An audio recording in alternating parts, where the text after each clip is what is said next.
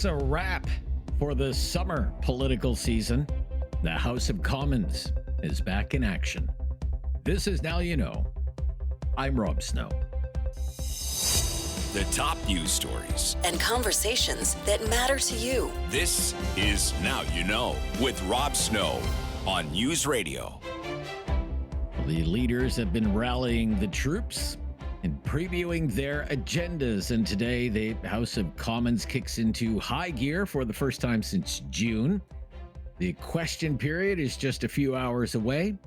Cormac MacSweeney will be watching all the action for us. He's the Parliamentary Bureau Chief for News Radio. Great to hear from you today. Yeah, good to be on, Rob. Well, both Prime Minister Mark Carney and the Conservative Party leader Pierre Poilievre made remarks yesterday in the lead up to today's opening day of Parliament. What did they say? Yeah, let's, start chronologically. Pierre Poilievre was up first giving a speech to his caucus as they met to strategize for the parliamentary session. And he did a lot of what we expect out of Pierre Poilievre, attacking the Liberals for what he sees as failures in Mark Carney's plan, saying that they're not addressing the affordability issues that Canadians are facing on housing, on grocery prices. He also claims that the government is not really helping when it comes to economic growth, despite what they've said in the election campaign. And he criticized them for not moving quick enough on those major nation-building projects, saying it's been 6 months and we don't even have a shovel in the ground yet. So that was all to be expected if you've been watching the news conferences that Pierre Poilievre has had after his by-election win over the summer and in the lead up to all of this. But then he also talked a little bit about proposing solutions and putting forward ideas to make it work, and talking a little bit about potentially working more collaboratively with the government. This sort of stems from talk from the Conservative side of things that he might have a new tone, but there's still a lot of that old tone left with a lot of bashing the Liberals on this. But Mark Carney, on the other hand, he was making an announcement, sort of setting the tone for Parliament on getting things done, which is sort of what he's been trying to show Canadians that he can do as Prime Minister, announcing the launch of the Build Canada Homes Agency that will basically oversee the building of 4,000 homes on 6 federally owned sites. And this is just the first announcement of what could be several waves of new home builds that they're announcing as a part of this project. And those homes will be in Dartmouth, Nova Scotia, Quebec, Ottawa, Toronto, Winnipeg, and Edmonton. So he was trying to get out there, but also faced a lot of questions about the budget. That's going to be the centerpiece of the fall sitting, and questions about the deficit, because he did confirm that the deficit this year will be substantial. The last time we got a check-in on the deficit was the last fall economic update, the day that Chrystia Freeland resigned as finance minister. So the number might not be as fresh in Canadians' minds because there was other drama to look at, but it was around $62 billion. So they say it's going to be substantial. It's going to be more than that, arguing that they need to invest in the economy at this time. Okay. Steve McKinnon is the House leader for the government, so it's going to be his job in a minority parliament to kind of shepherd through government legislation. Now, he had a briefing today for the press gallery. What did he have to say? Well, he said a lot of what we've expected from Carney about the priorities for the government. They're looking at boosting housing starts, as we already spoke about, trying to address some of the concerns around immigration, trade diversification amid our trade war with the U.S. as the government still tries to get that deal with U.S. President Donald Trump. But also there's going to be bail reform bills from both the Conservative and the Liberal side. He was also asked a little bit about collaborating with the Conservatives, if they'd be open to that. He sort of suggested that they would be open to collaboration, but then also took the political gloves off. And on the sort of new tone aspect to Pierre Poilievre, took some jabs at him, saying, it's the same, the lyrics may be different, but the music is the same, and took some shots at their main political opponent. So that it might give you an idea that the Liberals are not shy to try and attack the Conservatives right now, as Pierre Poilievre as well will be facing a leadership review in January. So we'll see how this sort of develops. But he also made a call out to Conservatives to talk to their MPs to try and make things work a little bit better in Parliament. So we'll see how this sort of shakes out over the fall. Well, hope springs eternal on that one, I guess. I should say at Mr. Carney's briefing yesterday in Nepean, in his home riding where he was announcing his home building plan, he did say in French that he and Poilievre spoke on Friday. So I found that to be interesting. I guess, I don't know, I guess it was on the phone or whatnot, but they have talked in the lead up. So that was interesting. Yes, and it's not uncommon as well for the Prime Minister to touch base with opposition leaders in the lead up to the return of Parliament, or maybe shortly after. Justin Trudeau did it several times. Whether it actually leads to opposition parties making any inroads with the government or the government getting new ideas from the opposition parties could be debatable, but nonetheless, there's usually an olive branch that goes out. So that's sort of what happened there. Okay. So the question period usually starts at 2:15 Eastern. Do we expect both Mark Carney and Pierre Poilievre to square off in the Commons during question period today, Cormac? Yeah, it'll be interesting to see how they react. I mean, Poilievre always has been a political pit bull, if you will. He's very eager and to launch attacks against his opponents and be aggressive. But however, he has to sort of balance that with this sort of new tone, trying to show the general public that he can be more prime ministerial, but also, you know, he does have that leadership review in January, so he's got to throw some bones to the base and dig into the Liberals a little bit. Of course, it was a strategy that worked well against Justin Trudeau to bring the Liberals down by constantly attacking them for failures. So we'll see how he approaches this. Mark Carney has sort of had the persona of, you know, trying to be like an adult in the room or something like that. So it'll be interesting to see how they square off and what that interaction will be, and whether Carney will have some shots of his own to give back to Poilievre if it gets to that point. Okay. They usually introduce new MPs and welcome them to the House. Poilievre's not a new MP, but he's the new MP for Battle River Crowfoot. Will there be some kind of introduction for Mr. Poilievre? What's your understanding there, Cormac? Well, yeah, sometimes they do it right before question period. However, I was watching when they started Parliament this morning, and House of Commons, the Speaker made the announcement in the morning, and he kept looking over towards the opposition benches. So I assumed that Pierre Poilievre was there for that, but I didn't capture it on camera. So that announcement's been made. It was a declaration to the House that he's won his seat and he can sit in the House of Commons again. So he is the official leader of the opposition once more. All right. Great to hear from you. Enjoy the show, Cormac. Bye-bye. Anytime. That's Cormac MacSweeney. He's the Parliamentary Bureau Chief for us here at News Radio. No question goes unasked or unanswered. Now You Know with Rob Snow returns on News Radio. As Parliament returns for the fall sitting, let's take a look at the political horse race and the big issues on the minds of Canadians. Andrew Enns is Executive Vice President of Leger Central Canada. Welcome back, Andrew. Good to hear from you. Hi, Rob. Good to be back in the program. How would you describe the political horse race right now? Well, I think it's still somewhat, probably pretty stable. The Liberals are polling through the summer, and even our last poll, at the early part of September, still has the Liberals out in front. It's narrowed slightly. It's under double digits. It's a 9-point lead, but I really think that the summer, post-election, Canadians really, elections serve as that venting opportunity. They voted. Half the country was probably happy the way things went. I think probably the other half not as thrilled. But at the end of the day, it was done. And I think we've taken the summer. A lot of Canadians have taken the summer to focus on other stuff. And I think with Parliament coming back, you're going to see it more in the news, and people will start dialing in. And then I think you'll see maybe a little bit more movement around on that ballot. But right now, it's been pretty stable and kind of reflects how the election played out. How would you describe Canadians' impressions of Mark Carney, say, versus the Liberals? Mark Carney versus the Liberals.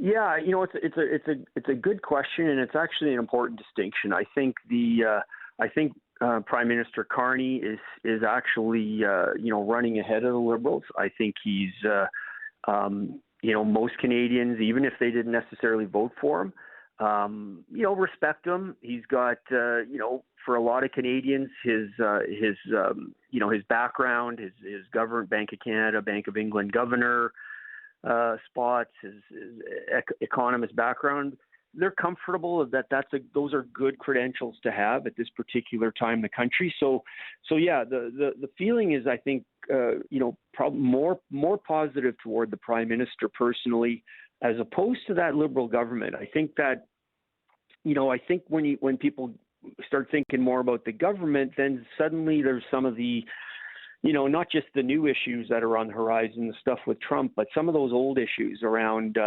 housing, cost of living, immigration. They're still, those are still big issues.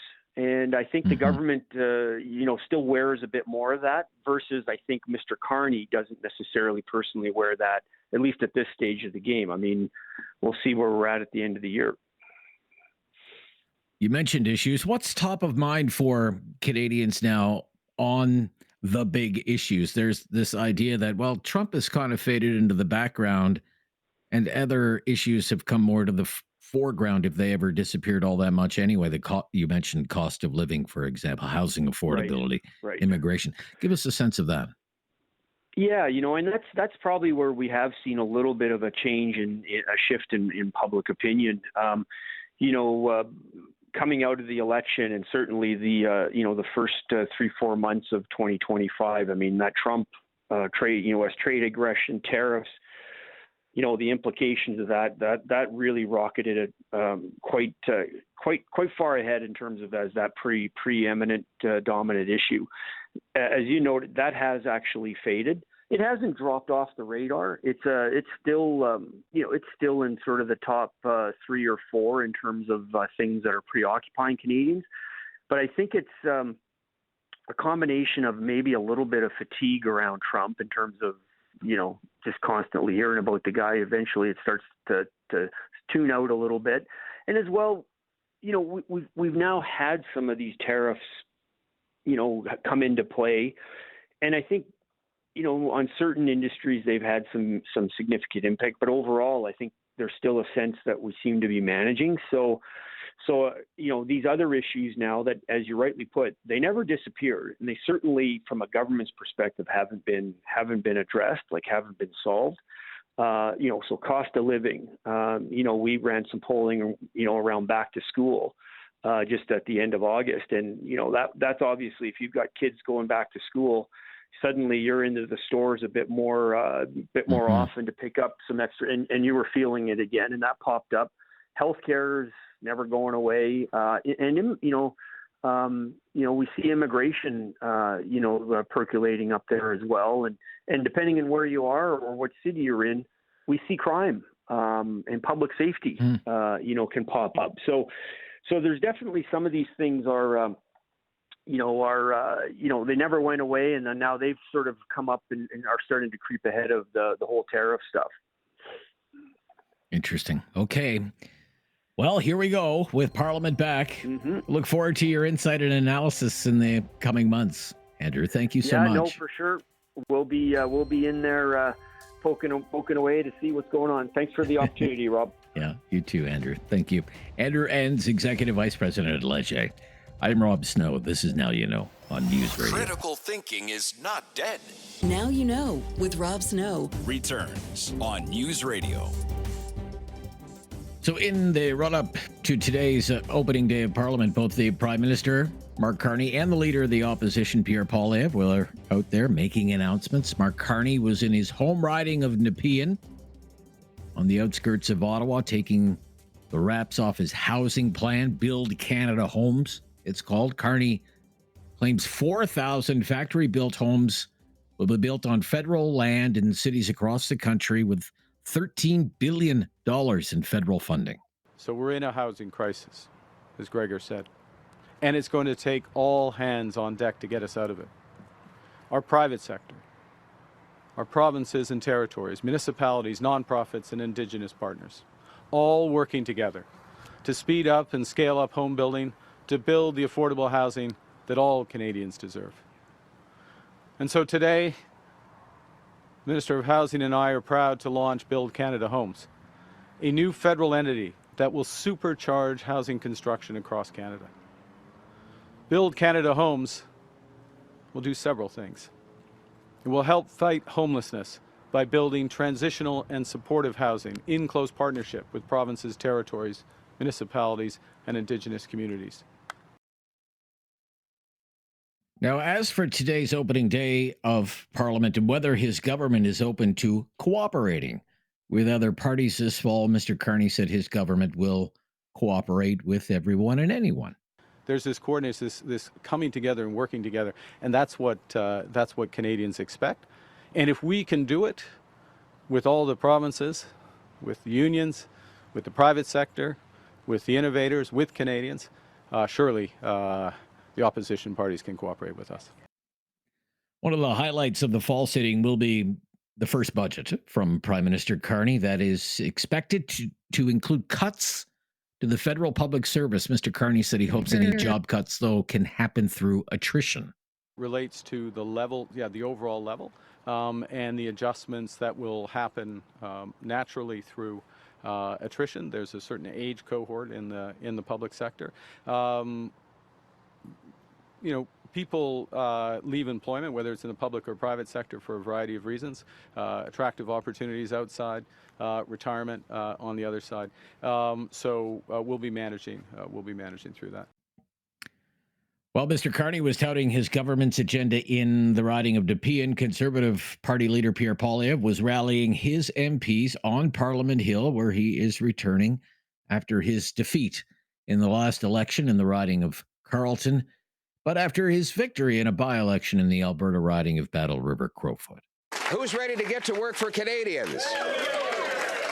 Congratulations on your first fall session. All of you decided to come directly here. I took a more scenic route through eastern Alberta and enjoyed every minute of it, but it is great to be back on the job on Parliament Hill, doing the job that Canadians need done. Thank you.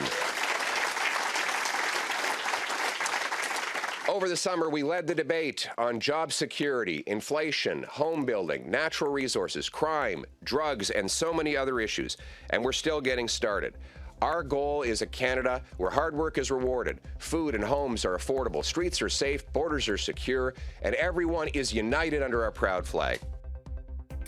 So Parliament resumed about 90 minutes ago. And in a little less than 2 hours from now, it will be the first question period of this sitting. Both Mr. Poilievre and the Prime Minister expected to be in attendance. This is Now You Know. I'm Rob Snow. This is News Radio. Well, it's the first day back for the House of Commons, for Parliament. What a perfect time to talk to one of Canada's leading political columnists from the Toronto Sun, Brian Lilley. How are you today? I'm doing well, Rob. Doing well. It's been a while since Parliament sat. Today is the 258th day of the year, and so far Parliament's only sat 20 days. Today will be day 21 out of 258, and they haven't met for 87 days now. Unbelievable. Well, there's a lot of work to be done with Parliament back, but let me ask you, just politically speaking, Prime Minister Carney, what has he done since leading the Liberals to that election victory back in April? What has he done to show that he really is different than Prime Minister Trudeau? And what has he done to maybe show that he's the same as Justin Trudeau in some regards? Well, look, I'm not going to say he's had no accomplishments. I'm not going to say that he, has just been talking, although there's been too much talking and not enough doing, I would argue. But, things like eliminating the consumer carbon tax are, that is a very good thing that many of us wanted to see happen. By the time it did happen, the majority of Canadians wanted to see it happen. That was something that the former Trudeau government refused to do, no matter how unpopular. And so issues like that have been very good. He has announced his major projects office. He's announced 5 major projects that the government's going to back. Those are all good things. Now, on the bad side, he promised all through the Liberal leadership and the election campaign that we needed to think big, act bigger, and move at speeds not seen in a generation. And I keep cheering for him to deliver on that because I think that's what we need. When I listened to Donald Trump's inaugural address, a penny dropped for me, and I said, look, tariffs are only part of what's happening. What Trump plans to do for the American economy will leave us in the dust if we don't transform our own economy, and that's completely separate from tariffs.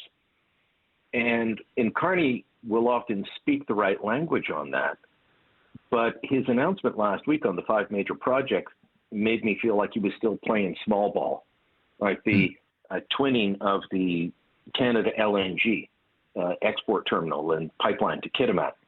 That's something that was already underway. Darlington small modular reactors here in Ontario, that's something already underway. Expanding the Port of Montreal, all of them were already underway. In fact, CBC had on the proponent of one of these mines that was on the list, a mine in Saskatchewan. It's ahead of schedule and was going to happen whether the government got behind it or not. So, I mean, that's not exactly moving at speeds never seen before and thinking big and acting bigger. We need him to think big and act bigger and to start approving things. Alberta Premier Danielle Smith, who I got to go to Calgary and see, I guess about 10 days ago now, I thought she was going to be livid when there was no pipeline on the list. She's not, and she's saying, give him time. I'm confident that we'll get there. So she must know something. Ontario Premier Doug Ford not happy that there wasn't enough on the Ring of Fire. So a bit of a mixed bag for him. And the next few weeks as Parliament returns are going to be a big test. Like that first 20 days was pretty easy for him. Sure. We keep hearing this word austerity, but he also, Prime Minister Carney confirmed yesterday the deficit will be higher than the deficit that Chrystia Freeland last announced, which was, $62 billion. So when you hear this term austerity, Brian, what do you think, austerity? When I hear austerity and investment in the same sentence, I think suck and blow. And you can't do both at the same time. I think they're going to be cutting in some areas, but they're ramping up spending in others, and some of that's needed, like in defense. Although, remember, some of the defense spending increase that he has announced, and that is another one of his accomplishments. He said that we're going to get to 5%. We weren't even at 1.5% of GDP going to defense spending, despite years and years of saying we'd do at least 2%. Part of how he's going to get to defense spending are simple things like, okay, we'll give the military a raise. So everyone's making more money, therefore we're spending more on defense. Or one of the big ones is a $4.5 billion a year shift. He's taking the Coast Guard from the Department of Fisheries and Oceans and shifting it to defense. Look, that makes sense. And I say that we actually give them some military training, maybe even arm them. I think there's some benefit in that, and I have no problem with that. But, okay, so that's the smoke and mirrors. But there's still extra spending that has to be done while you're telling departments, find us 7.5% cuts this year. You've lived in Ottawa. You know that you have 7.5% cuts. People are going to feel it. Oh, yeah. I remember the mid-'90s. I was living in Ottawa in the mid-'90s. And I remember speaking with Muriel Bélanger, the late Muriel Bélanger, former Liberal MP, in one of the safest Liberal ridings in the country, if not the safest, in Ottawa-Vanier, who said it was even tough for him to run as a Liberal in Ottawa-Vanier in the mid-'90s. You can imagine that, because it was difficult. I mean, the Paul Martin, Chrétien Liberals that let go 40, 50,000 public servants. I just wonder if that's the kind of austerity the Prime Minister Carney is planning to bring forward with the public service. Well, is he going to lay off a bunch of public servants in one department and hire them back in another? Back when you and I were working together in Ottawa, I'd go cover John Manley, another old Liberal from the Chrétien era. And John Manley would, when he was finance minister after Paul Martin, would say, we're moving money from high priority or low priority to high priority. And so is that what they're going to be doing? Like, are they going to be saying, okay, well, we don't need as much money in this department, so we're just going to shift it. And by the way, all those people are going to move over as well. Every department's been told find 7.5% cut this year, 10% cumulative next year, 15% after that. And that's big cuts. So how do you do that and increase all the spending? We may not find out till November, by the way. That's the latest scuttlebutt about the budget. The federal budget might not come till November. Yeah, that's interesting. Okay. Look, when we come back, we'll talk about how Pierre Poilievre spent his summer and how he wants to spend his fall. Brian Lilley is with us from the Toronto Sun. I'm Rob Snow. This is News Radio. Now you know with Rob Snow continues on News Radio. Opening day of the House of Commons today. Toronto Sun columnist Brian Lilley is with me. So Pierre Poilievre is making his return to Parliament today. He lost in Carleton, won in Battle River, Crowfoot. But has he learned anything? What do you think he's learned over the summer, Brian? Well, I hope he's learned something. Otherwise, he's in for a rude awakening here. Look, he had to go to a very different element than what he's used to. I was driving through parts of that riding this summer through Drumheller and the like. It is a very different riding geographically. It's very different riding in terms of the feel, the vibe than Carleton, where you could live in a cozy community like Greeley. He probably heard a lot of different things at the doors than he would have in Greeley or Manotick. And so, look, you're going to hear a different tone from him. Before any of that, though, he's going to have to do something he hasn't had done in more than 20 years. He's going to be dragged and escorted up to his seat, as they do with new MPs. He's going to be treated like a new MP just before a question period. And then he's going to take on Mark Carney for the first time. So expect a different tone. Mark Carney is a new prime minister. He is very different than Justin Trudeau. You can't treat him in the same way. And so Poilievre is going to have to find a way to hold Carney to account, which needs to be done. Every prime minister needs to be held to account. And then step forward in that method. Justin Trudeau, you couldn't punch hard enough at the end. Canadians were fed up with him, and they enjoyed Poilievre beating up Trudeau. They don't want to see Poilievre beat up Mark Carney. So he's got to find a way to say, all right, are you delivering on what you said without sounding the same as he did the last time that he faced off against a prime minister, which was almost 10 months ago? Yeah. Okay. What do you think of the messages that he's hammering away on? Affordability, crime, certainly immigration, harder stance on immigration than he had before. What do you think? These are the issues that are resonating. I mean, and the more he talks about Donald Trump, the better it is for Mark Carney. So don't expect him to talk about Donald Trump at all. I know that during the federal election campaign, my friend Corey tonight was telling him he's got to talk more about Trump. I disagreed with him then, and I disagree now. The issues that resonate and work for the Conservatives are affordability, housing, crime, immigration. The temporary foreign worker program has taken off. When you talk to people, and I was just talking to a woman in my building who said that her kids could not find jobs over this past summer. University-age kids could not find jobs. You hear that over and over again. You look at the youth unemployment number. You look at the overall unemployment number compared to how the system used to work for temporary foreign workers. It's very different now, has been since April 2022 when the Trudeau Liberals got rid of the guardrails. That's a winning issue for the Conservatives. So's crime, so's housing affordability.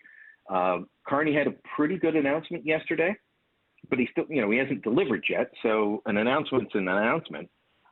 Until he delivers, he can hammer away at that. Those are all things that work for the Conservatives. $13 billion for 4,000 homes is that home build's announcement. I have to see these homes at $3.25 million apiece. They must be some homes. All right. Let me ask you. I don't get the math on that. I don't get the math on that either, Brian. I don't get the math on that. Look, we only have a couple of minutes left here. I know you were following this yesterday. Ontario politics. Bonnie Crombie has been, she's resigned. as the leader of the Ontario Liberal Party. My goodness gracious. Were you surprised by how all that unfolded? What did you think of how all that unfolded yesterday? Well, I was talking with Liberals and other political folks who were there observing it, and it was a disaster of a convention. And I've been to a lot of these conventions, and you try and keep them tightly scripted for a reason. You want to know the outcome before you go into it. You want, and Pierre Poilievre, maybe this is a warning for him. He's got a leadership review in January out in Calgary. Bonnie Crombie holds her leadership review vote in downtown Toronto, doesn't make sure that the right people show up, only gets 57% backing her. 43% of her own party wants her to go. She came out and said, "Oh, I'm staying." Less than 2 hours later said, "I guess I'm leaving." This is an utter disaster. She could have stayed mayor of Mississauga, one of Canada's biggest cities. She could have stayed in there for the next 20 years. She had it in her head, and people put it in her head that she could go and defeat Doug Ford, who has now dispatched 3 different Liberal leaders. A lot of Conservatives angry at Ford, say he's not a real Conservative, he's just a Liberal. He's governing from the center, he's owning the turf, and he's winning. And so he'll tell you he's doing well. He's at 53% in the polls right now. So, Bonnie Crombie, that was an utter disaster. And in some ways, I feel bad for her this morning. Look, I have a lot of sympathy for anyone that puts their name forward on a ballot. But it just gets easier and easier for Doug Ford. As long as the Liberal Party is in, facing all this turmoil. Okay. Look, old friend, great to hear from you. Great to have you back on the radio with me. Thanks for coming on today. Good to chat with you again, Rob. We'll do it again soon. Yeah. Toronto Sun columnist Brian Lilley. I'm Rob Snow. This is Now You Know. This is News Radio. There is no question Rob won't get answered. Now You Know with Rob Snow continues on News Radio. And if you're ever looking for a podcast of our show, Now You Know with Rob Snow, we have a great new mobile app that will help you hear our show when you want to. You can listen live. You can listen to the podcast. It's called the Seeker app. That's Seeker, spelled Seekr, and it has all kinds of exclusive audio that you won't hear anywhere else. News, music, and sports. You can download Seeker for iOS or Android. That's Seeker, spelled Seekr. And Now You Know with Rob Snow is on Spotify and Apple Podcasts or wherever you get your podcasts. Kind of a sports overdose weekend for me. The Toronto Blue Jays series against the Baltimore Orioles could not have turned out any better. The Jays swept the series with an 11-2 win yesterday. And George Springer, what can you say about the season he's having, leading the way again? He had a home run and 2 doubles. So Springer leads the Jays with 29 home runs, 75 RBIs, batting average now .303. As for the standings in the American League East, everything improved for the Jays over the weekend. The Jays are 4 games ahead of the Yankees now and 5.5 games against the Boston Red Sox, because while the Jays were sweeping the Orioles, the Red Sox and Yankees were beating up on one another, with the Yankees winning 2 of the 3 games of that series. So the Jays now have 13 games remaining in the regular season, and their magic number to clinch the division is down to 9. The club, though, on the road for the next 7 games. They start a 4-game series with the Rays tonight, and then they have a 3-game series in Kansas City against the Royals. Pitching for the Jays tonight. In his major league debut, top pitching prospect Trey Savage. The Jays took him 20th overall in last year's draft. Should be something to watch. 22 years old. Game time 7:35 Eastern. And you can catch all the Jays action on Sportsnet. You can listen to the Jays on the radio at 95.7 News Radio in Halifax, 570 News Radio in Kitchener, and Sportsnet 960, The Fan in Calgary. And week 2 of the National Football League will wrap up tonight with a pair of games. Monday Night Football, doubleheader. Buccaneers meet the Texans. That's at 7 Eastern. And the Raiders host the Chargers in the late game at 10 Eastern. As for some of the results from the weekend, the Kansas City Chiefs off to an 0-2 start for the first time in the Mahomes era, losing to the Eagles in the Super Bowl rematch. The Cowboys 1-1 after winning what was a real back and forth affair against the New York Giants, one of the best games of the weekend. The Lions get back to 1-1. They put up 52 points on their way to downing the Bears 52-21. My Denver Broncos were ripped off by the referees and lost 29-28 to the Colts, the Indianapolis Colts, who are 2-0. And the Browns were the Browns, losing 41-17 to Baltimore. Great sports weekend, though. More football tonight.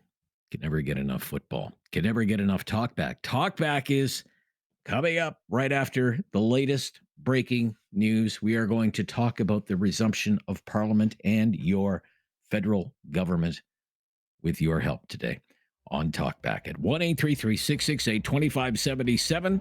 We'll get going right after the latest breaking news. I'm Rob Snow. This is News Radio. Welcome to Talkback.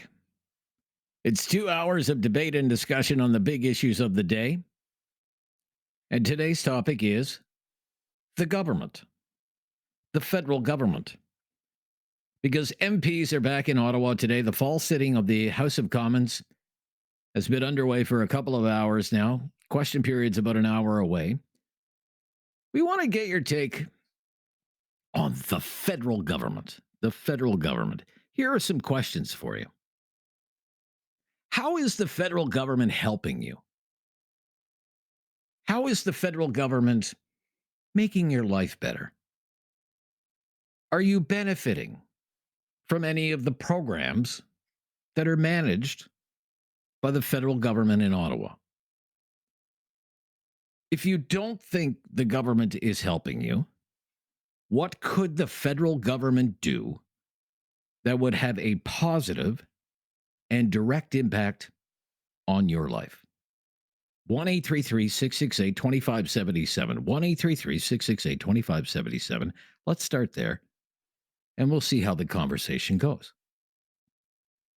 Take, for example, what the Prime Minister, Mark Carney's been announcing lately. A few days ago, he announced the major projects list, the projects in the national interest. LNG project for the West Coast. Some of the LNG comes from Alberta. There is a mine in BC. There's another mine in Saskatchewan. There's the expansion of the Port of Montreal, a terminal there. There's the Darlington nuclear project that involves small modular reactors. Will this benefit you? Do you think you will benefit from these nation-building projects? How? If so, how? Then there was yesterday's announcement about Build Canada Homes. $13 billion of your money. $13 billion for 4,000 factory-built homes to be located on federal land in various cities across the country. Dartmouth, Nova Scotia, Edmonton, Alberta, Toronto, Ottawa, Winnipeg. As I mentioned to Brian Lilley, just some quick math. I mean, $13 billion, 4,000 homes is $3.25 million per home. Can't wait to see these homes. But will you benefit from a program like that? What would you say? 1-833-668-2577.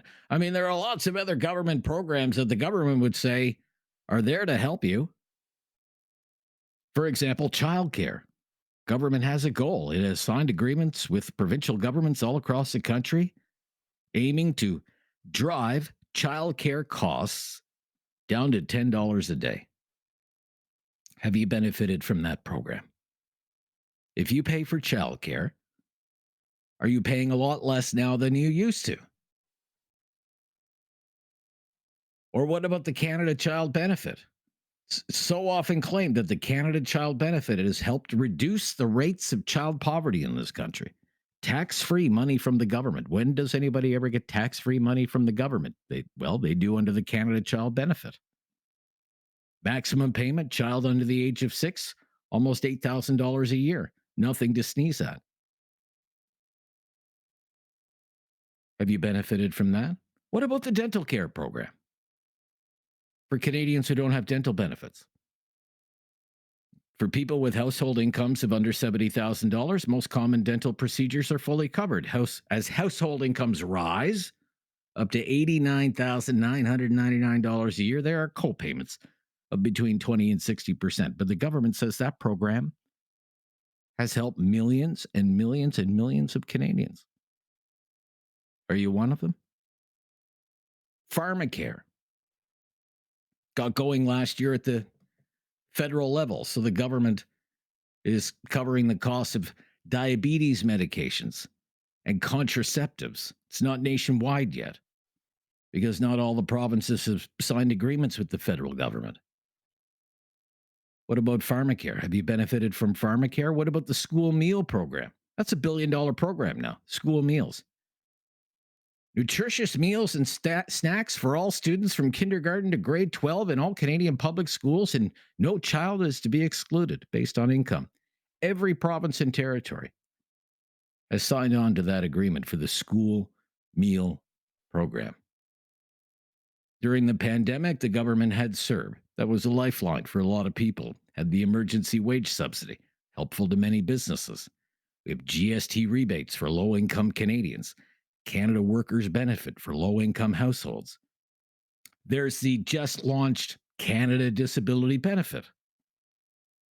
$200 a month if you qualify for the disability tax credit. Are you being helped by that? There's the TFSA, Tax-Free Savings Account. FHSA, First Home Savings Account. RESP, Registered Education Savings Plan, to help Canadians save for their children's educations. All big programs administered by the government, offered by the government. Are you benefiting from them? In addition to all the traditional big government programs, Canada Pension Plan, Old Age Security, Guaranteed Income Supplement, Employment Insurance, all there, the government says, to help you and make your life better. But are you benefiting from these programs? Are they helping you out, making your life better? If not, what is something that this federal government could do with Parliament back in session that would have a direct and positive impact on your life? Let's kick this around for a couple of hours to mark the resumption of Parliament, where all the politicians will say they're all hard at work trying to make life better for all of us. Our number to call, 1-833-668-2577. If you've never called before, just mention that to us, and we will make your call a priority. How are you benefiting from programs run by the federal government? If you don't think you're benefiting from programs run by the federal government, what should the federal government be doing to help you out? I'm Rob Snow. This is Now You Know. It's Talkback. It's News Radio. Have something on your mind you want everyone to know? Call now. Hello. 1-833-668-2577. It's Talkback on Now You Know with Rob Snow. First day of the fall sitting of Parliament. Today's topic is the federal government. Is the federal government helping you? Are you benefiting at all from programs running by the federal government? Because there are many. They're supposed to help you. If you don't think you're benefiting from programs run by the federal government, what could the federal government do that would have a positive and direct impact on your life? I know for some people, maybe that old line about the government might come to mind. The 9 most terrifying words in the English language are, I'm from the government and I'm here to help. But have your say. 1-833-668-2577. 4 lines available there. The wait won't be long at all. Rob is in Cambridge, and he's up first today on Talkback. Hello, Rob. Hey, good afternoon, Rob. Yeah, very good to hear from you. I'm good. I'm being helped under a CPP disability, and I just learned by a fluke last month to get that Canada disability payment, you have to apply for it. I didn't know anything about it till I heard about it on the news. But if I'm under CPP disability and under the disability tax credit, I guess it's a money-saving thing, but I should be automatically enrolled into it. Right. I've heard it can be quite a process to try and apply for the Canada Disability Benefit, which is $2,400 a year, $200 a month. You have to already be eligible for the disability tax credit, as you mentioned, but there can be quite a process in order to try and qualify for that. What's that like? Well, I found it okay. I needed my wife to help me enter it online because they ask things and she's more literate on the computer and with the laptop than I am. But she did it quite well in a matter of, I would say, 10, 15 minutes, I think. And then you have to wait 28 days to get approval for it. Okay. So I'm awaiting. But I'll tell you the one thing that I've never been able to get a really good answer on. And I know there's a difference in the incomes from from a provincial disability to the federal. But like the provincial disability, like in Ontario, they have coverage for the disability people for their medications. Under the CPP disability, they do not. I'm reliant on my wife, which she's retiring now, but I'm reliant on her insurance at her company to cover me. Okay. And I've had a lot of help with the pharmacies and different places that will donate me samples. But I usually run out like for the medications I'm on with some diabetics and all that. And I've asked the pharmacy about this pharmacare, and they mentioned it just what you said. Ontario hasn't signed on with it. So those are the few things that would really help. But I'm sure it would really help. That's very interesting. Yeah, right. They haven't. And and it's harder and harder to get any samples of certain diabetic drugs. It's getting harder and harder. And just 2 weeks ago, I heard on this station about that you can apply for a card for Ozempic to get a portion of it paid. That's the first I've ever heard of that. And I got the card. I just got to show the pharmacist. But, so you have to really be listening and really keep trying to figure. It's really hard for people on disability. I'm even hearing from other people that are diabetic. It's really hard to get the needed drugs, and they should be covered. It should be. But when I've contacted certain MPs, they point the finger, well, it's your provincial. And then when you mention provincial, well, it's here, you're under federal. So, there's no real answer ever to say, I'm going to look into it and ask. Right. They did. So as I say, some provinces have signed on to pharmacare, not many, however, and not Alberta, not Ontario, and not Quebec. And there has to be an agreement because healthcare is a provincial responsibility, and some provincial governments really aren't too crazy about the federal government getting involved in various aspects of healthcare delivery. They'd rather say, well, you just give us, the money and we'll run the program ourselves. We already have the program set up. But you're in Ontario where the government hasn't signed on to this pharmacare agreement. And maybe that's something that would help you because the federal pharmacare program is covering the cost of diabetes medication. Yes, and it wouldn't just help me; it would help other people on CPP. Might help other people too. Yeah, another question for people on CPP disability. Very quickly. It's a below living wage. Like if I was on my own, I'd be living in a tent out in the street. But I'm grateful for it.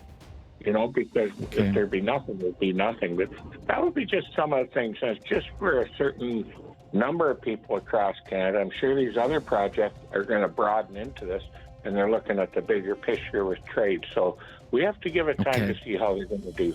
Anyway, thanks, Rob. Very good first call. Very, very, very good first call, Rob. Thank you. You've got us off and running for the week here. I'm Rob Snow. It's Talkback. This is News Radio.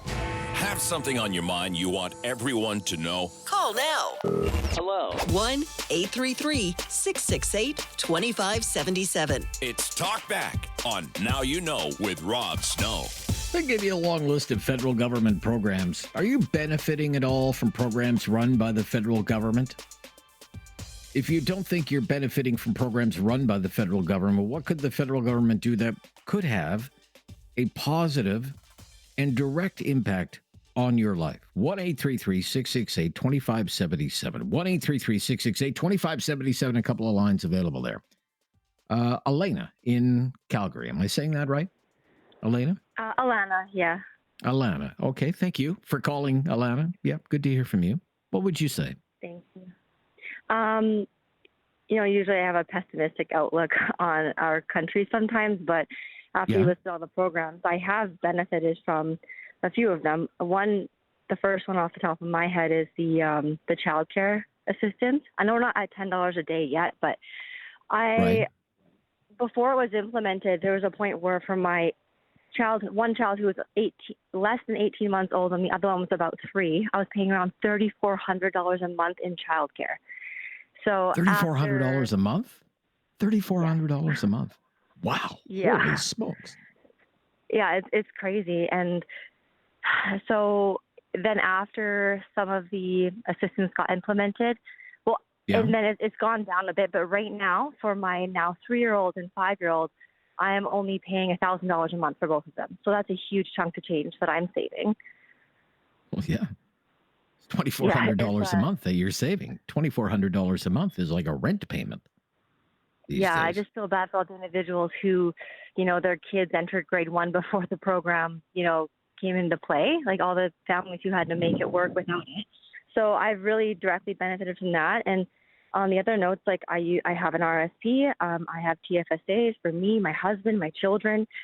We get put into our RESPs for our children who are only 3 and 5 right now, but we're hoping that's going to really set them up. My husband and all of his brothers use the RSP program because his parents are pretty financially illiterate, whereas like mine weren't. But my brother-in-laws and my husband, they all got to use that, and they all got education. So we have benefited from a few federal programs.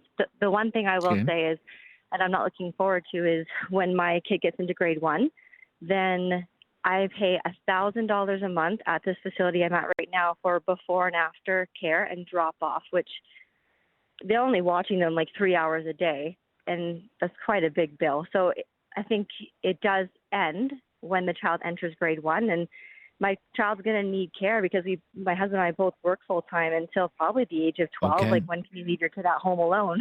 So I'm not looking forward to that. Right. Yeah. Okay. But childcare has been an enormous help for you. I mean, that is huge. That is a lot of money. $2,400 a month savings, but still not down to $10 a day. Right. The goal was always to get it to $10 a day, but not quite there just yet. And I assume you also get the Canada Child Benefit then. No, I'm not eligible for that. Oh, you don't get that. Okay. All right. Okay. No, because looking at like the household income, my husband does pretty well. So we don't get any other child benefits, but okay. But I do know some individuals that get it. And it seems like it's also a lot of money that would help families who need it. Yeah, I mean, I think there are some families in this country that they really rely on that Canada Child Benefit. I mean, it's the difference. It may be the difference between making ends meet and not making ends meet in the run of a month. Okay, thank you. Very good example. Yeah, Alana, thank you. We've got to run. All right, off and running. A little bit quiet today on a Monday, but we're talking about the federal government because your government, your MPs, back in action in Ottawa, pledging to make our lives better. What can it do to make your life better? Think of all the programs, all the services run by the federal government. Are you benefiting from them? 1-833-668-2577 and have your say on Talkback on News Radio. It's the first day back for the fall sitting of Parliament. MPs have gathered back in Ottawa. The government is set to spend probably in the fall budget maybe $500 billion, run a budget deficit in excess of $80 billion, all in the name of helping Canadians. But what we are asking today is, are you benefiting from the programs run by the federal government? Are these programs having a meaningful impact on your life? If you feel as though you're not really benefiting from programs run by the federal government, what could the federal government do that would have a positive, a meaningful, a direct impact on your life. 1-833-668-2577. Lori is up next on Talkback. Thanks for calling, Lori. Good to hear from you today. What would you say? I could say a whole lot, but go ahead. I made a few talking points for you instead. Okay. So do I take advantage of some of the programs out by the federal government? Yes, I do. I have a little girl who I'm raising who's eligible for the disability tax credit, and I get a child tax benefit for that child. And do they help? Okay. I would say I'm not going to say they don't help, but they basically just keep you floating. Like it's not like they're providing a lot of support. They keep you from sinking is what I think that they do. And you asked about they've got a really good marketing plan at the federal government because they call this a tax-free savings. It's really not tax-free. It's money that I've already been taxed for that I've earned at my job. So it's really not a tax-free savings program. Okay. And they're asking you. You also wanted to ask what they could do to maybe help to make it better. Yeah. I think instead of putting all of these programs out there that there's so many people that take advantage of these, like people that are able to work that don't really want to work. We keep giving free money to those people, and the working families like myself have to work harder to keep feeding them. So we need to take advantage and maybe police some of these programs just a little bit better than we do. Okay. That's my feelings on it. Right. Oversight of the programs, for example. Yeah, for sure. Like just if we took some of these people that are receiving free money from the government, we could use some of those people working. So we keep using our immigrants for cheap money. I hate to say that, but we bring them in for like saving money for labor. Let's take some of these people that can't work and put them on our phones and train them up and take advantage of our Canadians instead of other countries. Okay. So, for example, there are 1.6 million Canadians who are unemployed right now. They're not all collecting EI, but there are about 500,000 people who are collecting EI. If you're collecting EI, you are supposed to be looking for a job, for example. Sometimes in some governments, it has been promoted workfare, that if you want to collect social assistance from a government, you should have to do some kind of work for it. I mean, would you be in favor of something like that? You would be. Absolutely. Wow. It's very controversial. It is controversial, and I won't. Right? I don't want to say that I've never taken advantage of government money when I need it. I've used EI. It's been years ago, but I remember a time when I couldn't get EI that I actually had to go on welfare to get a job. So I was really young back then, but trying to find work, they helped me to get a job. But there are so many people that don't want to take advantage of those programs to get work. They just want to take advantage of the money and just not work. Like, I don't want to pick on people or demographics, but I can attest to people that I've known in my past and still know today that have 5 or 6 or 7 that they're children. eligible to work, but they're just not willing to work. And you think there should be like a crackdown, as I say, increased oversight or policing of some of the social programs that are out there. Exactly. Like people that are having 5, 6, 7 kids to get that $3,000-$4,000 a month child tax, and then they get the child tax and they get the tax credit benefits, and then they just go on the welfare program so that they have more money, I think, than most of us working people nowadays. Okay. Yeah, I'm not really familiar with that, but that's very interesting. Thank you. Thank you for your call. Okay, all the lines are available. I'm kind of surprised by that. 1-833-668-2577. 1-833-668-2577. 2577 as we mark the first day of the fall sitting of Parliament. We're talking about the federal government and whether the federal government is having a meaningful impact on your life with the many, many programs that it runs. Are you benefiting at all at programs run by the federal government? And if you don't think that you're really benefiting from programs run by the federal government, what could the government do that could have a meaningful, positive, and direct impact on your life? We'll be right back with hopefully more of your calls. 1-833-668-2577. We can always play country and Western music, folks. Some Waylon, some Willie and the Boys, if you'd like. This is News Radio. Have something on your mind you want everyone to know? Call now. Hello. 1-833-668-2577. It's Talkback on Now You Know with Rob Snow. Are you benefiting from programs run by the federal government?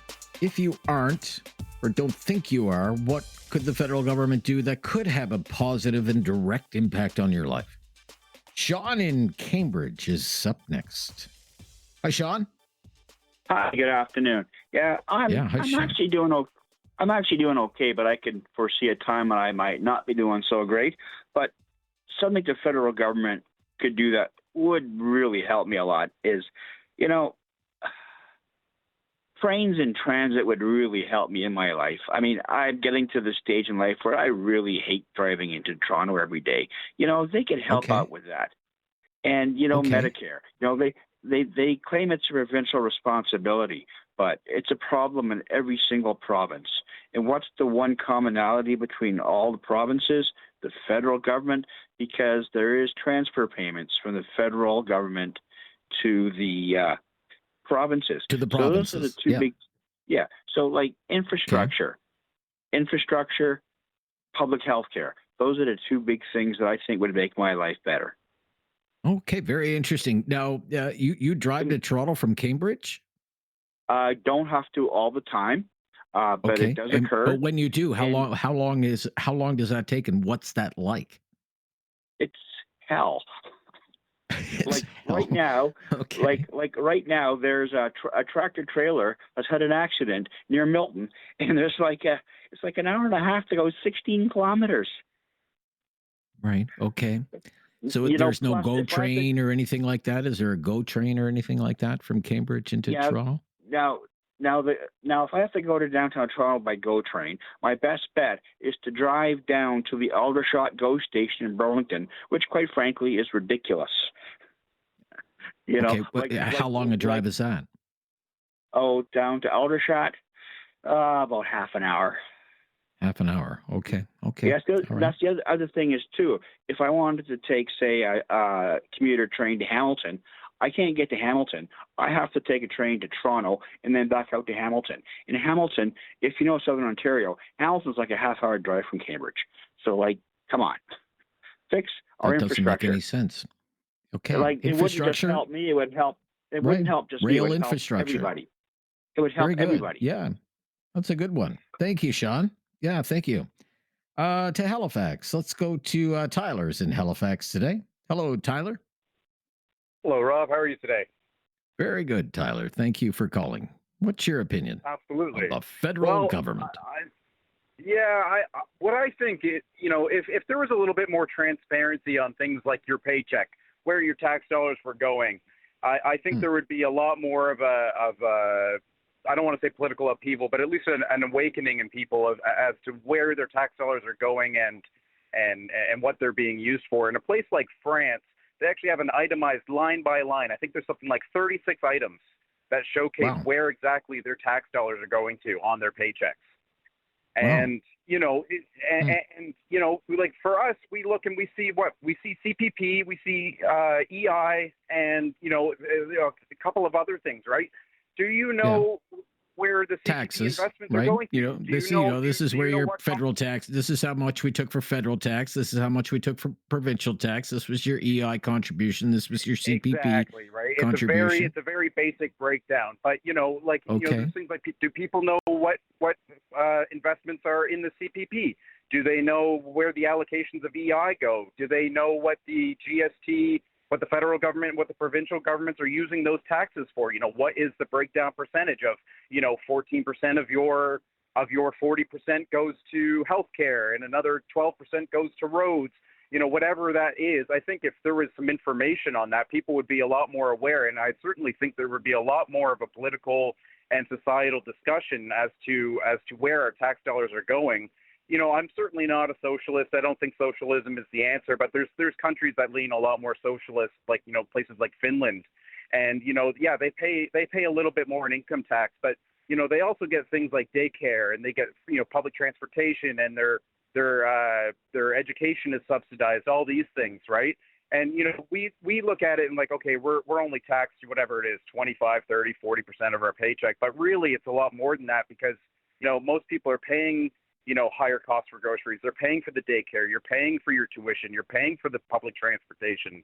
And really, those things are a tax. So I think if we start to really look at, where our tax dollars are going, and there was a higher level of transparency in where they're going, people would have a much better, not only a better idea, but a better, there'd be a better vocalization and communication amongst the electors. Right. Or the electorate. So, I'm trying to picture this every day or every 2 weeks when somebody gets their pay stub, there would be some sort of breakdown of, okay, this is where your contributions went. Absolutely. And I mean, there are other countries that do it, places like Germany and France. You can just, go ahead and Google an image of a French paycheck and you'll see what I mean. Oh, really? Okay. Very interesting. I'd never heard of that before. Thank you, Tyler, for your call today. Be right back with more of your calls. Hour number 1 here of Talkback. Tell you about the virtues and the not so virtuous of the federal government. 1-833-668-2577. Have your say on Talkback on News Radio. Have something on your mind you want everyone to know? Call now. Hello. 1-833-668-2577. It's Talkback on Now You Know with Rob Snow. Are you benefiting from programs run by the federal government? If not, what do you think this government could do to have a positive direct impact on your life? 1-833-668-2577. Debbie is up next in Calgary today. Hello, Debbie. Hi, Rob. How are you? Hi, Debbie. Very good, Debbie. Thank you. What's your opinion? Well, I do benefit from one major benefit that I just discovered, actually. I had applied for the subsidy for dental for seniors. Oh, the dental care program. Okay. Yes, and I went to the dentist, and I needed to get some ancient fillings replaced, 4 of them, actually, and it cost me $0. Wow. Wow, so, that's yeah, pretty good. That was huge. Yeah, that's amazing. Now, on the other hand, I am a senior, and I was shocked to find out, and I think I've mentioned this on your show before, actually, that when I applied for my social benefits, I was told that my death benefit that I received from my husband's CPP payments was going to be cut basically in half when I retired. Right, yeah. I do remember you telling me that, yeah. Yeah, like I really don't understand that. When you need the money the most, my husband's gone, so, there's half my expected income or more than half of my expected income gone. And if he was still alive collecting it, they would be paying a lot more. Even when I was collecting it before I retired, they would have been paying him more if he was alive. So they just keep, taking more for themselves, I guess. They must be clapping their hands when people die and they don't have to pay out. Or people retire and the money gets cut in half. I just don't understand that at all. I think they need to revisit that. So if I said, what could the federal government do that would have a positive and direct impact on your life, your recommendation would be change that. Yeah, revisit that and just what is the purpose of that? Why am I getting half of what I was collecting before when I need it the most? Right. Yeah. Fair enough. Yeah. Very good question. Yeah. But you did benefit from the new dental program. The government says 5 million Canadians have been to the dentist. Yeah. So that's okay. Yeah, that's interesting. Thank you, Jagmeet Singh, for that. I absolutely thank Mr. Singh for that all the time. All right. Rare praise from Calgary for Jagmeet Singh today from Debbie. Okay. Thank you, Debbie. Yeah, let's take another one here before the top. Mike in Halifax is up next. Mike. Oh, it's like a broken record, buddy, but it falls on deaf ears. Another senior calling that is living on an absolutely ridiculous amount of money for the contribution that Canadians have put into the country and all their life. You know, 700 and a bit a month is insanely ridiculous. Like, you know, when you compare the pensions of the people who actually work to the pensions of the people who dress up suits, go to beach, and travel around the world, quite a difference, and it's pretty insulting. You know, for what is it, Pierre Poilievre, 20 years as a politician? His pension, I've heard, is over $200,000 a year.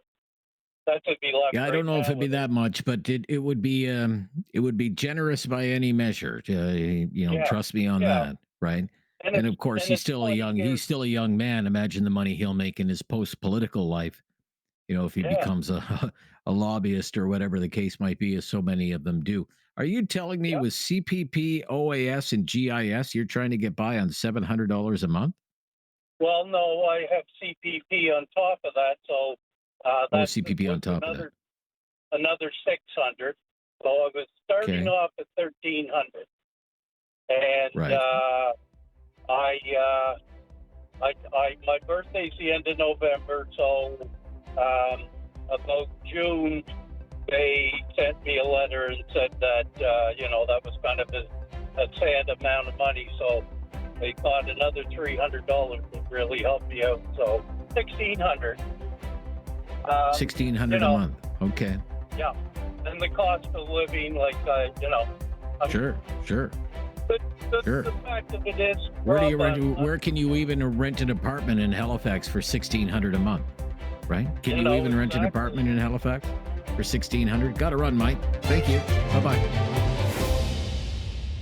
And welcome to hour number 2 of Talkback. We've been talking about the fall sitting of Parliament today here on Now You Know. Our topic for Talkback is actually the federal government. Is the federal government helping you? Are you benefiting from all the various programs that are run out of Ottawa? If you don't think you're benefiting from the programs, what could the federal government do by way of maybe a program, an initiative, a reform, a change that could have a positive direct impact on your life? 1-833-668-2577. Bill is in Kitchener, first-time caller today. Hello, Bill. Hi, Bill. Hey, Rob. How are you doing? Very good, Bill. Thank you for calling. What would you say, Bill? Well, I don't really benefit, I would say, Rob, with any of the programs, but I do have a couple of comments which I think would help. Definitely agree with the caller earlier from Cambridge, I believe he was, Sean, who talked about infrastructure spending. It's just ridiculous, the amount of just runaround to try and get anywhere. I think people's lives would be much better. We're fortunate week in London, England. And there was a tube strike on, and believe it or not, their system actually ran even better than what supposedly the biggest city in Canada, and just can't get her stuff together. That's the first thing on infrastructure. I think if the federal government got a little bit more involved in transfer payments, perhaps, or something, I don't know exactly how it works. The other thing is the comment what they usually do, just if you want to know, on a federal infrastructure program, is they're usually cost shared. You know, if they're going to do a big rail project or a light rail project or a commuter rail project, they're going to twin a highway, whatever the case might be. It's usually cost shared. The federal government will say, well, we'll put in a third. The provincial government will put in a third. And if it involves the municipal government would have to come up with a third. And that's how they would do it, you know? Well, yeah, and that's great, Mike. But the will's got to be there. I mean, it doesn't seem to be an awful lot of emphasis put on it, right? Okay. And the second thing I would say is if the feds could get involved in, instead of trying to put programs in place to give people more money, try to keep people more money in their pockets. For example, groceries. You know, we're going to be talking about this next year. You know, eggs are up 10%. This is up 15%. You know, proteins and stuff's up 20-25%. Why can't they just, you know? Meanwhile, I don't hear the Westons complaining about that, obviously. Yeah. But, you know, if people could see, if there was a cap, for example, if the federal government goes across the country and said, listen, you know, inflation's running at, you know, 2.7 or 3%, then most you can up your groceries is 4%. You know, or something like that. Okay. Yeah. So, I mean, do you really want the government? Do you really want the government managing retail prices? Well, I just think it's getting a little bit out of hand, Rob. I just think that the profit taking is just hurting us as a society. Okay. I mean, I'm capitalist through and through. Don't get me wrong. I'm not socialist. Right. However, there's a breaking point, and I think people are at that breaking point where they can't make ends meet. Okay. Well, one thing, I mean, the New Democrats have pitched what you have pitched. We should have price caps, and they identified thousands of items at the grocery store that should be subject to price caps. They've also proposed what's known as an excess profits tax. Like you take Loblaws. Okay, Loblaws is only allowed to make, I don't know, this amount of money in profit. And if they make, say, $5 billion more than that, then they're going to tax that $5 billion at whatever, 30%. And they say put that into government programs to help, I don't know, low-income Canadians or offset the cost of living. Okay? Sure. Right. Okay. All right. Those are the kind of the ideas you're talking about. All right. Thank you. Bill in Kitchener, first-time caller there. Staying in that area, Dallas and Cambridge. Hello, Dallas. Up next. Hi, Dallas. Yes, sir. How are you today? Yes, sir. Very good, Dallas. Thank you for calling. What's your opinion today? Well, I kind of caught the tail end of your show, unfortunately, but I get the gist of what we're discussing here today. You know, I was sitting here this morning listening to the Mark Farwell show, and something that just kept running through my mind was, can the government, whatever government it may be, but I'm going to say federal, can they tell us as taxpayers within $1 of what it costs to run this country every day at the moment? Okay. Well, because, you know, like we discussed the price of fuel last Friday, correct? We did, yes. And, I talked to you about the price of fuel and the way that drives the economy. But I'm sitting here and I'm thinking, okay, so there's a huge deficit coming up, bigger than what they anticipated. Clearly, it always is. But I would like to know if anybody can put a dollar figure on it, which I doubt they can, what it actually costs the Canadian taxpayer, i.e. John Q. Public, me, you, and everybody else, what it costs to run this country today on a daily basis. Okay, I could give you a rough number. Do you want me to give you a rough number? Just as you were talking, I typed some stuff in. Okay. Federal government spending for 24-25 fiscal year, $535 billion. Okay. $1 billion. Billion. Yeah. So more than half a trillion. Yeah. Billion. 535 billion. So, you know, if you want to know what it takes to say, run the government of Canada on any given day, it's about $1.47 billion a day. In my interpretation, that's insane. For a population of, 45 million we have now? roughly. or take. Yeah, roughly. Yeah. Roughly, right? You know, Yeah. In my interpretation, that's insane. That's insane. Okay. And they just keep spending more. I don't get it. Yeah, And going to spend a lot more. Going to spend a lot more. Wait till they spend. Wait till they try and meet 5% of the NATO target, sir. We're spending 5 times as much on national defense as we are now. What does that number look like then? Okay, thank you.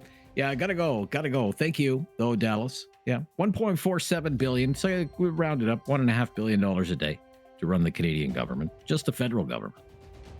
A year in Ontario. That does include all the spending that Doug Ford is doing.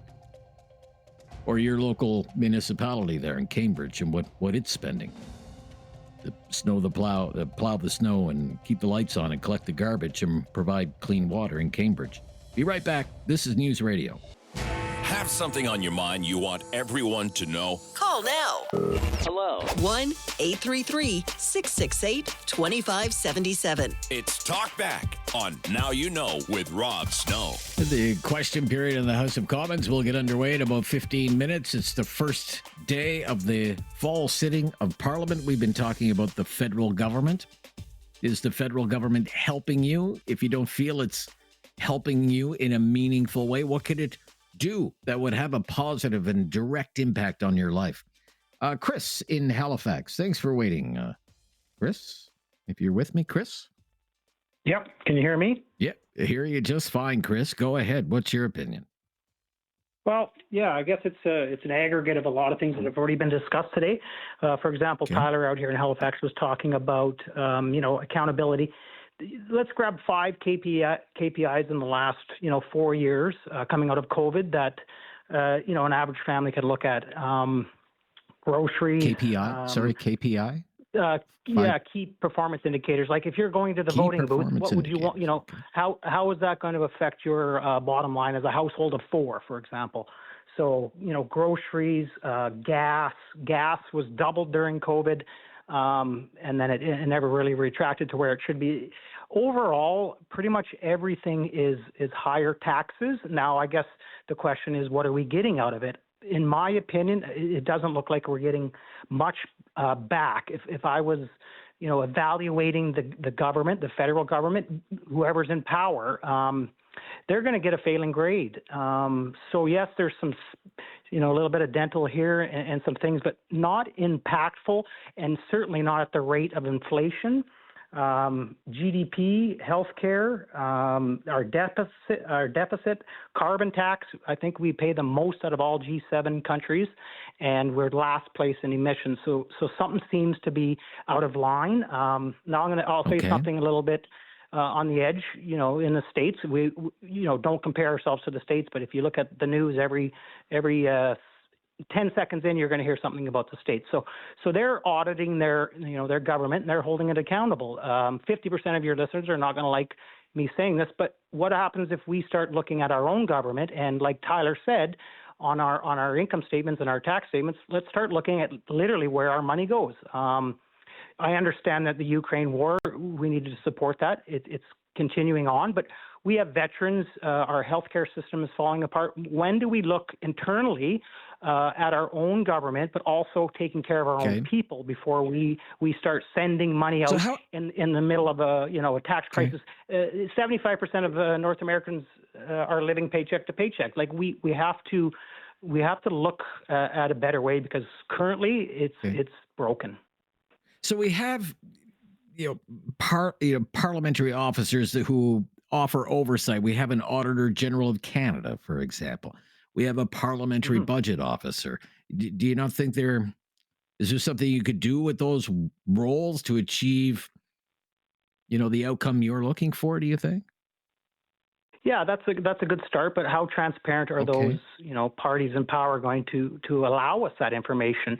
In the States, I'll use that as example. Elon Musk, became overnight and public enemy number 1. Why were people not looking at that? Obviously, I understand the political bias of the orange man, so I understand that, but everybody missed the fact that they're basically auditing their own government, and they're looking at waste. So the notion of Canadians. So would you support then something like a Doge for Canada, like a Department of Government Efficiency? Absolutely, and once again, I'm aware that I'm going to make 50% of your listeners mad, but that's okay. Well, I watched it. I would consider myself. I try to be in the middle. You know, everything now is left, right, up, down, blue, red, and if you say one thing that you agree with either side, you're automatically put in that box. Absolutely, I do agree with having some sort of audit or transparency on our own government. Where, like Tyler said, where is our money going? How much of the money that goes to the Ukraine gets used? Is there mismanagement in bad actors? Of course there is. It's every workplace that I've worked at, I've had KPIs, I've had yearly meetings on my performance. Why does the Canadian government not have that same scrutiny? Because, everything has gone up in the last 4 years. Yes, there's geopolitical reasons for that, but there's also waste. SNC Lavalin. I got you. There's all kinds of. You want the government to develop some kind of metrics to measure performance, value for dollar, if you will. Very interesting. We'll have to end our conversation there. However, thank you, Chris. Well worth the wait today, sir. Be right back. I'm Rob Snow. It's Talkback on News Radio. Have something on your mind you want everyone to know? Call now. Hello. 1-833-668-2577. It's Talkback on Now You Know with Rob Snow. We have been talking about your federal government today with MPs back in the House of Commons promising to make all our lives better. Are you benefiting from programs run by the federal government? If you don't think you are, what could the federal government do to have a positive and direct impact on your life? Let's go to Tamara up next in Calgary. Hello, Tamara. Hi. Hi. What's your opinion? How are you? Very good. Thank you. Awesome. I don't understand. Maybe I'm just okay. I don't understand why is it people who don't have kids still have to be paying everything like tax-wise and everything like that. There's no programs to help the older who don't have children or anything like that. It's only for the young. It's only for the students, or it's for this, or it's for that. What about the ones in the middle? They still have needs and stuff that they have to meet. But there's no programs for them. There's no help for them. Okay. Well, where do you begin with that, and where does it end, I guess? Well, I'm sure I'm not the only one who doesn't have kids, but yet I'm still paying schooling fees and stuff like that for other people's children. Don't get me wrong. You chose to have children. Those are your responsibilities. They're not my responsibilities. But yet in my taxes for my own provincial, I still have to pay them. But for the federal, there's no help for us. But do you not think it's beneficial to society that people pay to support a public education system? I mean, if you don't, that's fine as well. Not in this generation, not in this day and age when the public education system is the problem. Okay. So do you think just parents should pay out of pocket and fund their own schools? Is that what do you mean? Well, you don't believe that in public funding for a public education system. I'm just wondering, how will we educate the public? They need to, me personally, I think they need to revamp the whole education system. They need to start vetting the teachers, and they need to start vetting the people who are higher up within the education system itself. Well, that's something different than what you're talking about. You don't have children, so you don't feel you should have to pay school tax. Fair enough? No. Yep. Okay, I don't take public transit. Should I have to pay taxes to fund public transit? I don't either, and I shouldn't have to pay for that either. Okay. But it's part of the community. I understand all that. Doesn't mean it's right that I think that. That's just my opinion. Okay. But the federal I'm also government not retired. does not help people like me. So I'm also not retired. So should I have to pay taxes to cover other older people's old age security or their guaranteed income supplement? My mom never claimed EI. I haven't been to a hospital in 3 years. My father's been to the hospital 5-6 times. Should I have to pay for the healthcare costs of older people? That is a little different than people without children having to pay. I don't know. for Is it? schooling or anything else like that. I mean, is this what we're going to Sorry, have? but Like people, just sort of this are you telling me that people cannibalized? that have like 4 or 5 children are paying more money because they have 4 or 5 children? No, they're not. Everybody is commuting the same amount. I don't understand how that is Okay. right as well, but that's just my opinion. No, I understand your opinion. I'm just wondering, is this maybe this is how we can run the tax system? We'll just get an itemized list. Okay. I don't have children, so I don't want to pay education taxes. I don't take public transit, so I won't pay public transit taxes. I don't go to the library, so I don't want my taxes to go to the library. I don't use recreational facilities. I don't want to pay taxes for any of that. Like, this is what I mean. Where does it stop when you start going down that road? It probably thank won't you. ever stop. All right, 1-833-668-2577. We'll be back right after the news. I'm Rob Snow. This is News Radio. So it's the first day of the fall sitting of Parliament. We've been talking about the federal government. The federal government asking, is the federal government helping you? Are you benefiting from programs run by the federal government? If so, which ones? If you don't think you're benefiting from programs run by the federal government, what could the government do that would have a positive and direct impact on your life? Lots of phone lines available. It's been busy for the last little while, but it's quieted down again. So I think every single phone line might be available right now. 1-833-668-2577. Now, while we wait for some calls to come in Ottawa, a little bit of a tape delay here, but in Ottawa, question period has just started. So first question period, and it is Pierre Poilievre on one side, and it is Prime Minister Mark Carney on the other. And let's listen to a little bit of question period in Ottawa.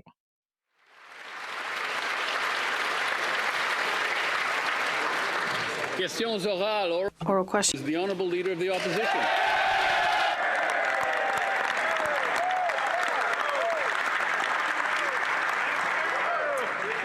My mother taught me never to be late, so please forgive me for my late arrival to the session. I had some meetings with extremely important people in East Central Alberta, Mr. Speaker, after which I was honored to be elected by the great people of Battle River Crowfoot. I thank the great Damien Kirk who made it possible, and I thank the Prime Minister for calling a prompt by-election. I wonder if one day he might regret that decision, but in a spirit of good faith, I wonder if he agrees that our goal should be a Canada where hard work is rewarded, where food and homes are affordable, where streets are safe, where borders are solid, and where we're all united under a proud flag. The Right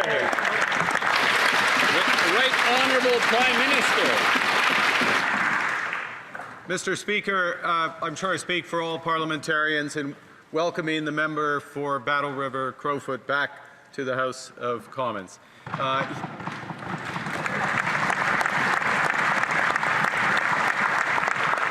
He may notice a few things have changed since he was here last. The largest women's caucus in Canadian history.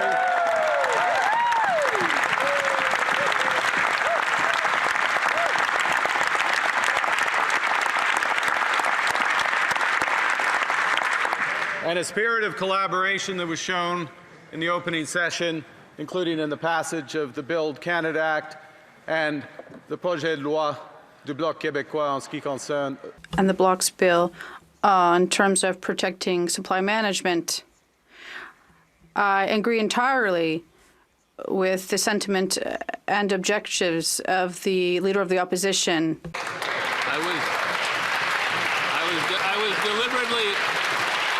I was deliberately flexible on time because it's a special day, but now we're going to respect the 35-second limit. The Honourable Leader of the Opposition. Some things never change. Monsieur le Président. Mr. Speaker, I'd like to thank my constituents of Battlefoot Crowfoot, who we had a by-election very quickly, and sometimes the Prime Minister may regret his decision, but I think we all agree with the mission of reestablishing a Canada where hard work, an affordable home and homes and food, in safe streets and solid borders, all united under a proud flag, Does the Prime Minister agree with this? The Right Honourable Prime Minister.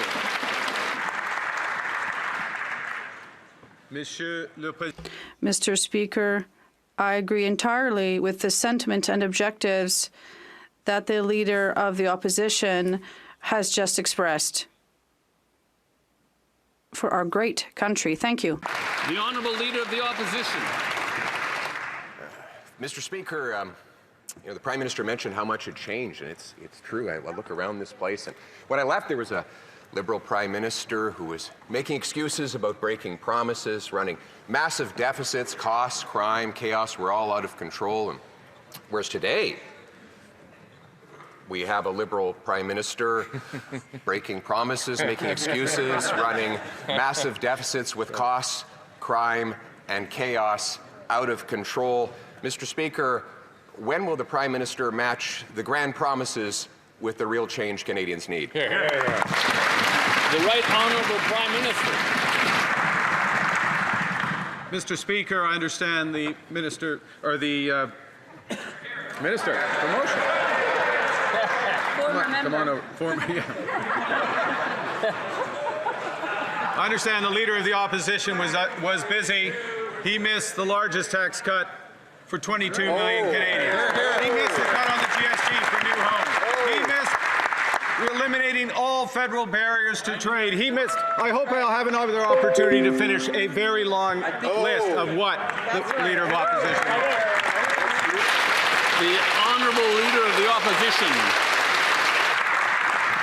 Dans l'esprit. In a nonpartisan spirit, we're simply going to insist that the Prime Minister adhere to his own promises. He promised the strongest growth in the G7 for our economy, and now our economy is declining the fastest in the G7. He also promised that food would cost less. It's more, and food inflation is accelerating. He promised a budget in October, and now we'll see one maybe in November with a double deficit. So, inaudible. Prime Minister. Mr. Speaker, this government has been absolutely focused on improving affordability for Canadians. That's why the largest tax cut, 22 million Canadians, every taxpayer in this country. That's why the cut to the GST. That's why the launch of Build Canada Homes, which will reduce the cost of home building in this country. That's why we back the CRTC to get broadband costs down for Canadians. We are building the strongest economy throughout the worst crisis in our history. The Honourable Leader of the Opposition. Spirit of cooperation, day one in the House of Commons, at least during question period, sounded a bit short-lived. Congratulations almost all the way around for Pierre Poilievre and his return to Parliament after winning that by-election this summer in Battle River Crowfoot. And then it was on to the partisan sparring of the day. I'm Rob Snow. That's a bit of question period from Ottawa. 1-833-668-2577. The federal government, has it been a force for good in your life? How could it be a force for good in your life? Let's talk about that. When we come back, still time to take your calls here on Talkback on News Radio. Have something on your mind you want everyone to know? Call now. Hello. 1-833-668-2577. It's Talkback on Now You Know with Rob Snow. Let's go to Todd, as in Cochrane, and find out if he believes he's benefiting from the federal government, and if not, how could the federal government have a positive impact in his life? Hello, Todd. Hi, Rob. Hello, Yeah, Rob. very good to hear Thanks for from you. taking my call today. My pleasure. Yep. What do you think? Hey, I'm a chartered accountant, and I understand the government's moves quite a bit. And I did want to comment quickly on 2 points. First of all, how have things benefited me? Well, I've never taken anything, but I'm a taxpayer, and I pay in tax. So RSP deductions, I guess, have been helpful because I'm a taxpayer. But the CRA has increased 50% in the last decade under the Liberals, and now their services has hit rock bottom. So I know I've got one issue outstanding over 3 years. You can't even call anyone anymore. So I'm not sure about creating new departments or anything, but just some basic efficiency and competency, because CRA has dropped the ball. And that's for the people paying in. If we don't pay in the taxes, then the benefits don't get paid out to other people. So that's one comment. Right. Hey, the second comment was just on a couple calls ago. A gentleman asked, what controls do we have on this? Well, our government has had controls every year, is issuing budgets. There hasn't been a budget for over 500 days, and I think I just heard on your show, well, now it's not till November. Maybe there'll be 600 days, a couple of years without a budget. The Governor General was just letting Carney write blank checks. We haven't seen billions spent. There is no accountability, but there is a process. So the process has just been skipped. So, I'm one of those anal guys because I'm a chartered accountant. I go through a budget in detail, and that is the comparative of what actuals are. And without a budget, you can't compare. So there is no control without a budget. So we're running budgetless without a control. And there are controls already. We don't need a dodgy. We just need a government that sticks to the rules. I didn't vote the Governor General in. I voted my MP in, and it's up to the government to approve budgets. All right. Very good. So clean up the Canada Revenue Agency. That would be one of your things. And, stick to the rules. Let's have a budget. Okay. Very good, Todd. I like it very much. Jody up next in Calgary. Jody. Hi, Jody. Hello. Hi, Jody. Yep. Good to hear from you. What would you say? Well, I am a mother of twins, so I certainly take advantage of many programs. I got the daycare subsidy, which was very helpful. RESPs, Canada Child Benefit, and it's wonderful. But one of the things that is interesting, I support a group that works with a lot of low-income families. And I was working with a family who is an immigrant. She was a single mother. And she had worked out with all of the government programs. She needed to make $70,000 a year to make it worth going to work. So she stayed off of work collecting all the different money from the various governments and programs. So it's actually, I want to help always, but sometimes it's almost too good if you know how to do it. And $70,000, there's a lot of people who would love to make $70,000. So sure. Yeah. So some of the programs are too generous, or people are finding a way to make them overly generous. Yeah, and I think I've heard a common theme from a lot of people about maybe policing. I hate using that word, but policing the programs a little bit more. Policing. Well, let's use oversight, if you don't like that word. Oversight. I have friends who've been on EI 10 times. They're perfectly capable of working, but they love having their summers off. It's just there's such an abuse of the system out there sometimes. And I don't know what all the answers are because it's very complicated, of course. Right. Another interesting one is disability tax credit.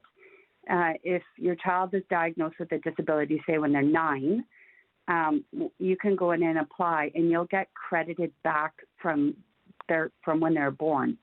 I believe it maxes out at 10 years. But what's the back, 10 years for? I understand going forward, it's nice to have that support now that your child has a disability. And I didn't know that. So, that's interesting as well. Wow. So big chunk of money Very there. informative. Very informative call. Thank you for your call. Some great stuff there. Jody in Calgary. Fred, you hang on the line. We'll be right back. Take your call on Talkback. I'm Rob Snow. This is News Radio. Have something on your mind you want everyone to know? Call now. Hello. 1-833-668-2577. It's Talkback on Now You Know with Rob Snow. I really enjoyed the discussion today here on Talkback with all of you as we mark this first day of the fall sitting of Parliament in Ottawa. And we've been talking about your federal government and asking if it's helping you. And if it's not, what could it do to be helping you? What could it do that would have a positive and meaningful impact in your life for $535 billion a year. 1-833-668-2577. It's an eye-watering figure, isn't it? Fred up next in Calgary. Hi, Fred. Hi. Good afternoon, Rob. Good to one hear of the from you. things that are really bothering me about the federal government is this foreign workers program. They don't seem to want to address it in a serious way. And my experience is this, where the federal government could help me, is my little grandson went to get a job this summer, and I took him around and everything. And every place we went, on the side, they told us, because of the foreign workers program, it was cheaper to have them than it was to have a student. And, it's just disturbing to think that they, here in Calgary, we were short of workers a few years ago. There was no two ways about it. But they started that system up, and it was great. And I can tell you that because I'm in construction. But it's been abused so much now, it's unbelievable, and nobody wants to address it. One of the things that has been happening is there's been trafficking in foreign workers. I can't prove it, but I've been told that an employer will bring in the foreign workers because he's able to, then he'll traffic them out to another restaurant or out to another business. Now, that's not the way the system was supposed to be set up. My grandson can't get a job. His friends can't get a job. Tim Hortons is one of the biggest employers in all of Canada, and the same with Burger King and all them. They should not qualify for this program whatsoever. Now, if you want to come in here as a foreign worker, do like they did years ago. Pay your way in, set yourself up, work hard, and everything will fall into place. But to come in here and make sure that, and to put other people, and it's not them, mind you, it's not them. It's but there may be employer. a role for a foreign worker program like that. You are aware this started out as an agriculture program decades ago, to get seasonal workers on farms, even seasonal workers in fish plants in Atlantic Canada. And a program like that might be needed there. But the problems that you're highlighting it, the problems that you're highlighting it, I think they're just starting to be exposed. Like they're supposed to do these labor market impact assessments. And from what I'm reading, there may be a black market in those and a lot of fraud in doing these labor market impact assessments. And they're also supposed to pay the prevailing wage. You see these ads for fast food restaurants hiring temporary foreign workers, paying $36 an hour because that's the prevailing wage. But is the worker really being paid $36 an hour? Or is that a scam too? So there's so much abuse, but it's unreal. And if you get down to the little guy at the top, they know a little bit what's going on. But if you get down to ground level and you meet these people and everything, and some of them are abused beyond abuse, some of them aren't even paid, so the lodging is terrible. The farmers absolutely need them, but some of the farmers are abusive. When you talk about the East Coast, I've heard of boat builders that have abused them, never paid them what they were. I'm talking about there are jobs that we cannot get people, but somebody has to check in on this, take the worker aside, ask them if everything's working out, where they've been this week, what hours they worked. There's an easy way around this. But my grandson, meanwhile, suffers. I've paid taxes all my life, and there's my little guy. He can't get a job because it's cheaper to hire through the foreign workers program than it is to put the students to work. So somebody has to get down to ground level and say, wow, this is not working, but yet it is. How do we fix that? Okay, very good. Thank you. Right at a time. Thank you for the conversation today. Tomorrow, brand new topic, more of your calls, and always the latest breaking news. Coming up next on News Radio.